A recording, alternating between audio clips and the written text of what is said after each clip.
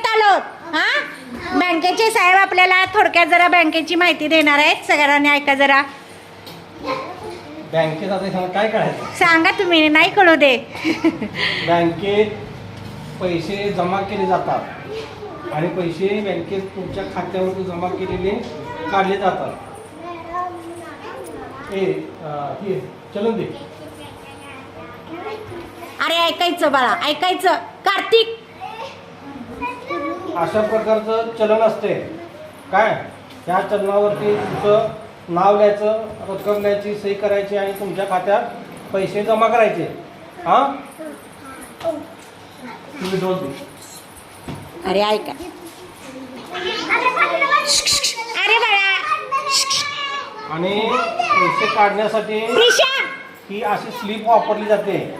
त्यातून तुमच्या खात्यातले पैसे काढायचे आणि तुम्ही खर्च करायचे आहे.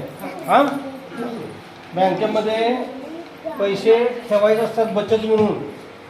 दररोज तुम्ही 5 रुपये 10 रुपये अशी बचत करायची आणि तुमच्या घरी जे हे असते ना पिगी बँक वगैरे काय असते, काय म्हणतात त्याला, पिशी, त्याच्यामध्ये पैसे थोडे थोडे टाकायचे दररोज.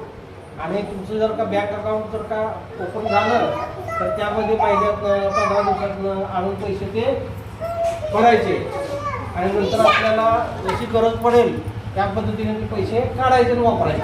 हा, बरोबर म्हणा की तुम्ही बिशी करता का रे घरी? आपली घरातली बशी म्हणजे आपली बँक, बरोबर का? हा, मग थोडे थोडे पैसे साठवून आपण काय करणार? काय करणार?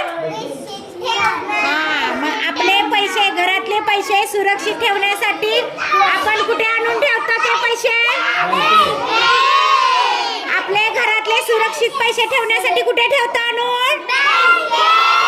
हा, मग छान. तुम्हाला समजली का बँकेची माहिती? थँक्यू म्हणा साहेबांना.